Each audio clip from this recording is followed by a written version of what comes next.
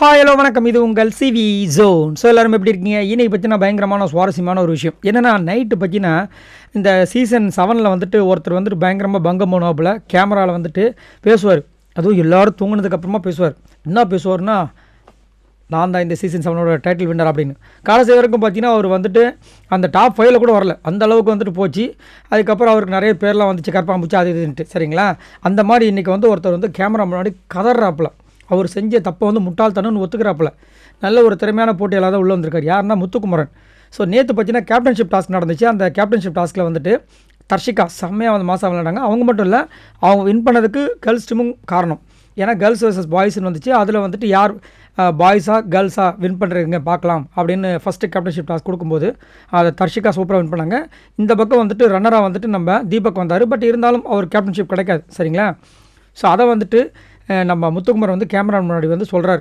என்னென்னா, கேர்ள்ஸ் வந்துட்டு வேறு கருத்து அவங்களுக்கு இருந்தாலும்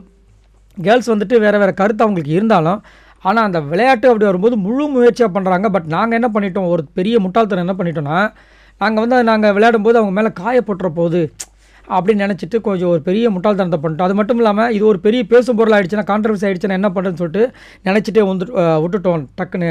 அதே மாதிரி வந்துட்டு யாருன்னா இன்ஜுரி ஆகிட்டாங்கன்னா அதை வந்துட்டு நாங்கள் பார்க்கக்கூடாதுன்றதை புரிஞ்சுக்கிட்டோம். ஏன்னா நேற்று வந்து ஃபேட்மேன் ஒரு மாதிரி ஆன உடனே வந்து இவங்களாம் கொஞ்சம் கலகலன்னு இதுவாகிட்டாங்க.